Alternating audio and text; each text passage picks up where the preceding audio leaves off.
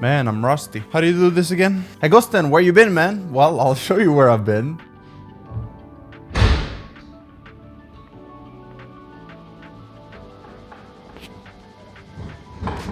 No, but in all seriousness, I have been feeling a little bit burnt out after doing a little bit over 50 videos this year on this channel, and also a lot of emails and other content and building funnels. It was just too much for me. It's funny that the last video that I did was about imbalance and balancing your life. And now I've noticed that I also need balance. I'm not a machine. So with that said, I saw this post in the group that said from Russell, which I appreciate you, Russell, for asking. Hi, Gusten, I hope you're okay. I look forward every day to your videos, and I haven't seen you for about a week. I know about burnout as I work myself to the bone all the time, hardly ever giving myself a break.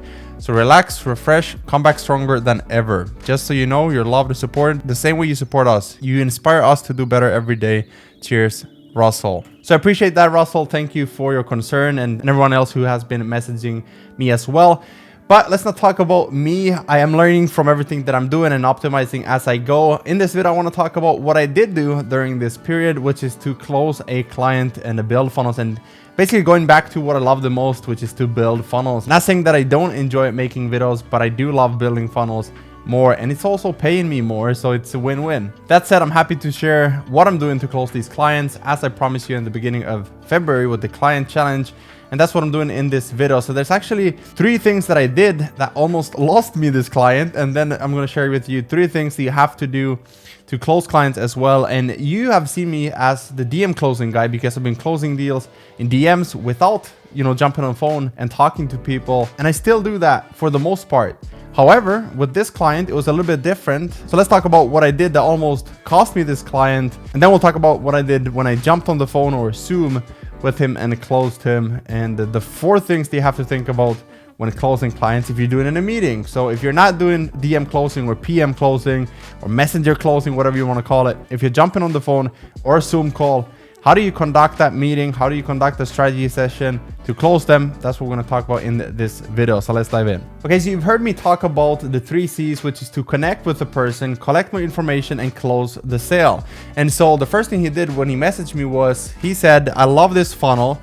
Josh is a good friend of mine, and I want a similar funnel. And you guys have seen me talk about the power of a portfolio. When it's set up correctly, they will sell for you. They will do the selling, and they'll show the clients, the prospects, that this is what I can do. And they will say, I want one of those. I've said it hundreds of times. And in this case, it wasn't any different. And so he said, I want a funnel like this. I have a book, and we're going to use that book to get them into our other offers. We're going to give it out for free. People just pay shipping and handling, and it's pretty straightforward.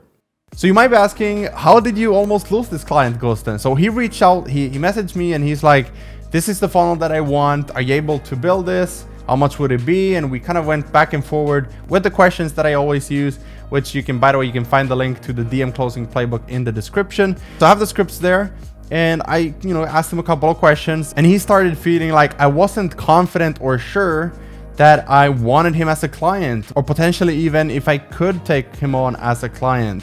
And the truth is, I didn't know if I wanted him as a client, and I'll explain. And if you're watching this, you know who you are. You know that it wasn't anything personal. It was just the fact that you wanted 2 things, which is more long-term, and it wasn't just a one-off funnel build. And so he told me he was looking for a long-term copywriter and then a free plus shipping book funnel. And in my mind, I was thinking, I can do the book funnel. I have time to do that. Right? I have the energy and I'm creative enough to do that right now, but I don't have the capacity to offer a long-term solution for the copywriting services because we're growing our education business. And so instead of telling him that, I was like, let me get back to you. Let me think about this. And it was almost like he was probably confused. Like, is he able to take me as a client? Does he not want me as a client? What's going on here? So the uncertainty almost lost me the sale. And the number 1 rule in sales is that you have to be confident. And I wasn't, not because I didn't think that I could deliver, but because I didn't know if I had the capacity or time or the desire to do something long-term with him. So instead of me explaining that this is where I'm at right now and I can do this one thing but not the other, I can build the funnel but not the long-term copywriting thing, we kind of went back and forward and he felt like something was off. And so the lesson here and the moral of the story is be confident, right?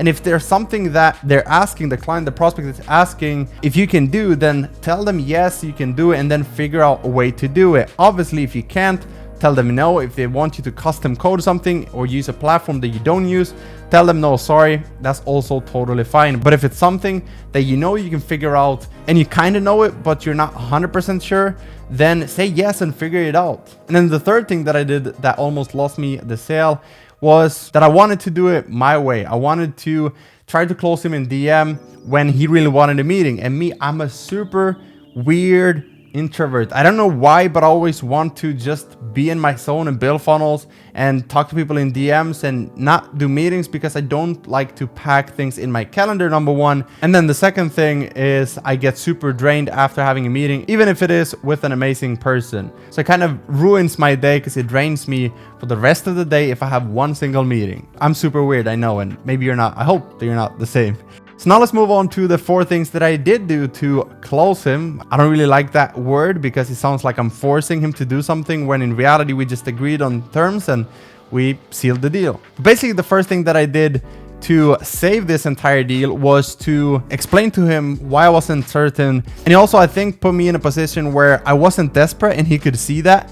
So he understood my concern, if you will. And as I explained, we're growing our business and I can build a funnel, but not the long-term copywriting position. He understood that, and now it was time to book a meeting. And so we jumped on Zoom and we started talking about his business, his offers, his niche, and the different offers that he currently has, the different pages. And my job in this position is to simply learn more about his business, his offers, and collect information. We're already connected. Now we're collecting information and we're then looking to close the sale at the end of the meeting. So in that way, it's no different than the DM closing. And so once we talked about offers and price points, it was time to move to the funnel strategy and the pages in the funnel that we need to set up.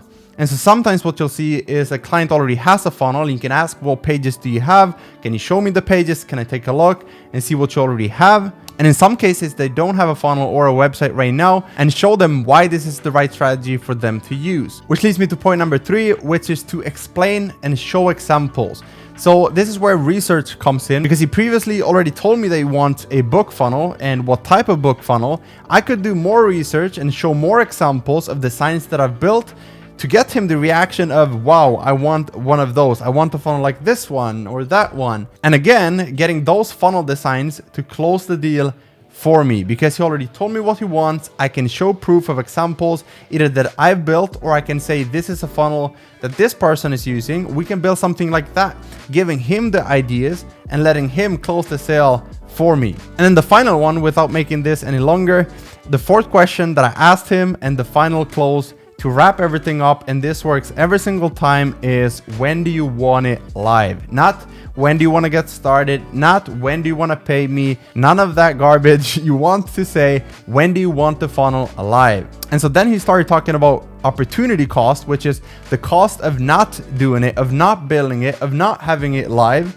And he did this, I didn't even have to, but it's actually a real thing that you could discuss, which is how long have you been planning to launch this if they're not really sold on your services. So instead of asking, when do you want to get started, which they might say, let me think about it, let me get back to you. Instead, you ask, when do you want it live? So if they say 2 weeks or yesterday, you can then simply explain to them the process of getting started. Like, let me send over that invoice. When can you pay me?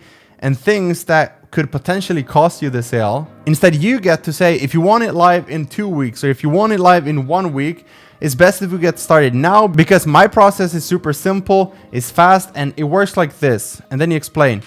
I send over the invoice, and once that's taken care of, I send over the onboarding form. You fill that out, and it gives me enough time to build the funnel, all done for you. You don't have to lift a finger, and it's done by the time that they mentioned. So if they said a week or 2 weeks or 3 weeks, you tell them that it's gonna be live by then 100%, and we can get started right now. They can now visualize the example of funnel or something that they've seen that made them go, I want one of those. And they can now visualize it, see it become a reality. So let me leave you with this quote by Gusten, 2021, and it goes like this.